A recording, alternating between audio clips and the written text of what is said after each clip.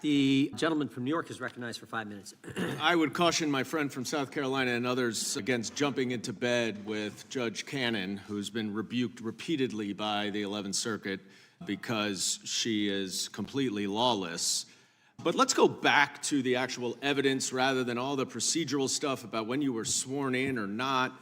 I want to go back to the evidence, though, that Donald Trump knew that he was lying about the election. All right, welcome back, Buttercups. Today, we're diving into a congressional hearing where Representative Dan Goldman tries his best to corner special counsel Jack Smith on the Trump investigation. And trust me, there are some moments here that just scream for a reality check. Let's hit play.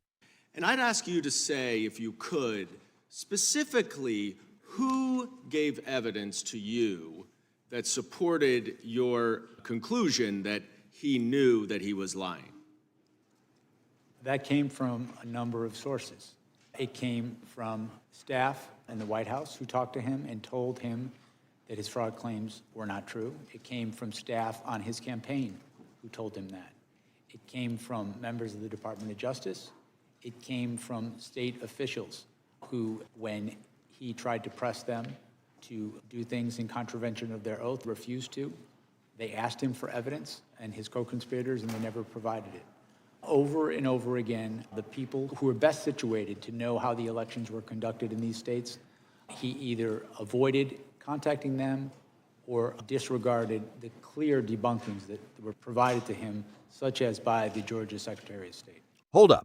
This isn't just a he said, she said situation. We're talking about his own staff, his own campaign, and state election officials, the very people whose jobs it was to know. It's like ignoring your doctor when they tell you your arm is broken. The evidence was overwhelming, and he just decided it wasn't true. That's not skepticism. That's willful delusion, or worse, outright manipulation. Right, and I mean, that's a lot of evidence, but we know that his attorney general at the time also concluded, quote, he knew well that he lost the election, Bill Barr, and yet he incited a riot on January 6th, and 4 of the brave officers who defended the Capitol and defended my colleagues on the other side of the aisle are here today. Not a single Republican member of this committee has recognized them or thanked them for their service, and I would like to do so today. Thank you, gentlemen. Now, my colleague from California referred to a couple statements from your former colleagues in Penn and the Eastern District about your impeccable reputation as an apolitical career politician. As an alum of the Southern District of New York myself, I can tell you that many of my former colleagues also feel the same, and that's saying something coming from the SDNY to the EDNY, as you know. Mr. Smith, did you ever speak to President Biden about this case? Never. Did you ever receive orders or direction from President Biden or anyone else in the White House about this case? No. Did you ever receive any direction from the Attorney General Merrick Garland regarding how you should, whether or not you should charge this case? No, I was given the independence to make that decision on my own. An independent special counsel, exactly. I just want to point out to my colleagues who seem to think this is a politicized investigation that on February 10th, 2021, over a month after January 6th, Marco Rubio said the January 6th attack on the Capitol was far more dangerous than most realize, and we have a criminal justice system in place to address it.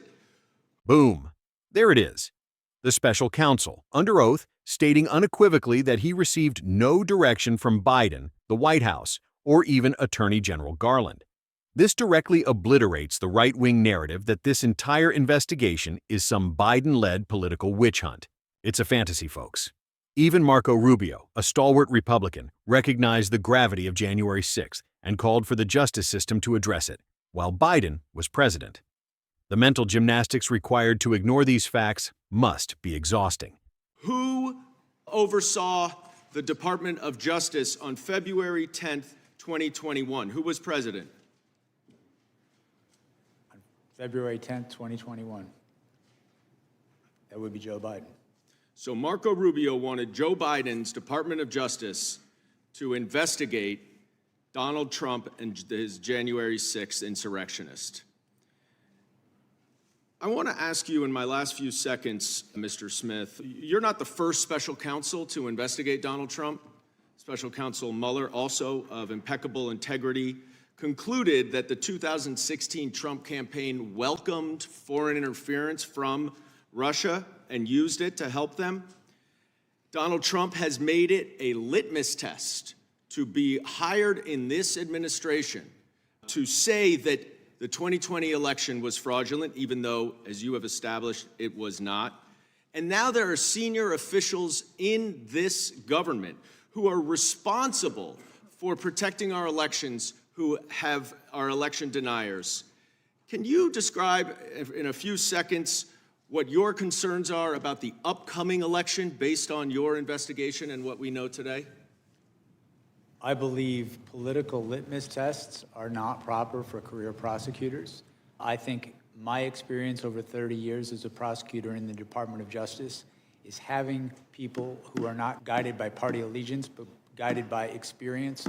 That's how you can trust the criminal justice system. This is the mic drop moment, isn't it?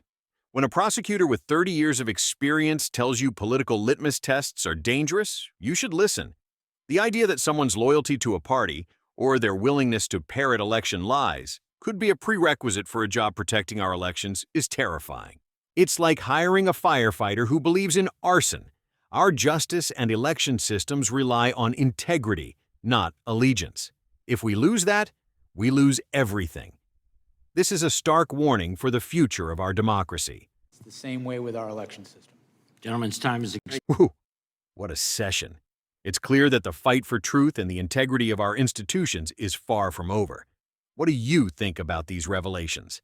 Let us know in the comments below, hit that like button, and subscribe for more deep dives into the political theater of California and beyond. Keep fighting the good fight, folks.